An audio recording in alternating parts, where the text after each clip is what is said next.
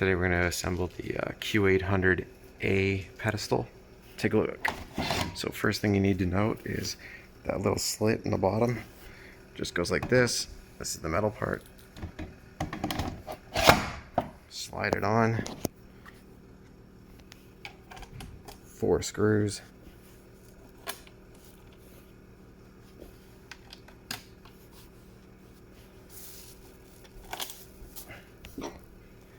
And then go ahead and get these buggers in. Back turn and then turn. Keeps you from stripping them.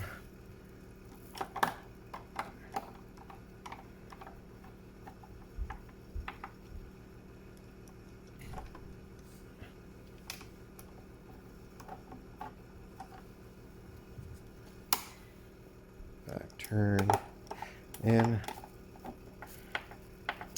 Next thing is this attachment here. You'll see that hook. It needs to sit in there, sorry, just like this. So, just like that, in, put 4 screws into there.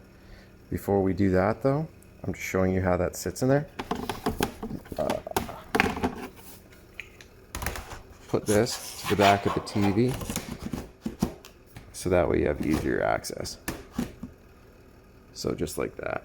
I mean, you could do it first. I think it'll be easier to bolt this on and then press that on and put the screws in. So unwrap 2 more packets of screws. So after that's on, take the pedestal from what you've created and then doing this with one hand just to show you. It's a heavy one, like really, really heavy. Just like this, and then put your 4 screws in. Plug in the power cable, put it and sink it in along that seam right there. You'll see there's 1 seam for it. Take it, slide it in right there. Just click it in.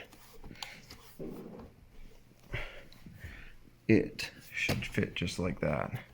Now, I need to tell you, be very careful with this thing. Depending on how far you're moving it, you might want to set the TV on the stand and then set the one connecting it, because you don't want that falling. But it should stay right here. And then from there, you have your power cable right there. And then you're gonna connect your joiner. Joiner goes like this. Come on. There we go. And then this end, just like that. And these are always fun to get in. There we go. And then make sure it's seated in there 100%. Okay, there's a little piece in here usually that you can join up right there. It's ready to go. Let's go put it on our stand and plug it in. So as you can see, that's right there. So if you're wall mounting it, you would put it right there. You'd put them in those screw holes right here.